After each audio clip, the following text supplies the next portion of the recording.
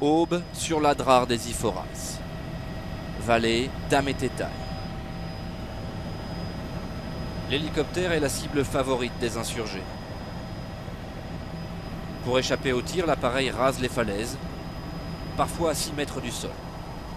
Voilà 8 jours que les parachutistes français ont investi le fief djihadiste.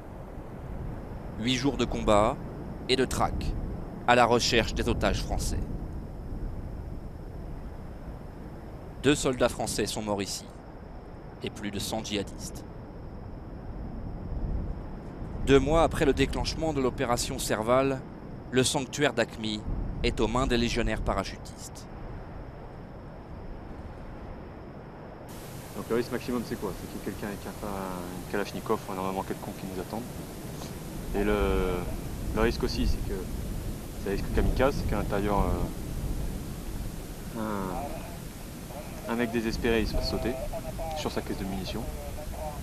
C'est très stressant pour le légionnaire de pointe parce que ni vous, ni moi, ni lui on a envie de tuer quelqu'un qui est désarmé quoi. Mais le type au fond de sa grotte prostré en état de choc, on ne sait jamais trop ce qu'il peut faire. Dans les Iforas, chaque patrouille est une épreuve physique. 45 degrés dans un pays sans ombre et le poids du matériel qui cisaille les épaules. J'ai à peu près 29 la musette, enfin, peut-être un peu moins parce qu'on a que 10 chargeurs. Et ouais, à peu près pareil pour la musette, une petite trentaine. Parce que là on a pris au moins 8 litres de flotte. Avec la radio ça fait 10, la musette à vide ça fait 5, après un peu de nourriture et de quoi vivre et dormir la nuit parce qu'il fait froid la nuit, ça on arrive à 30 assez facile. Un jour propre. Avec le gilet pare-balles et l'arme, près de 50 kg par homme. Et au détour d'un rocher, le risque d'une mauvaise rencontre, toujours. Là, sur la ligne de crête, on décèle justement comme un poste de combat.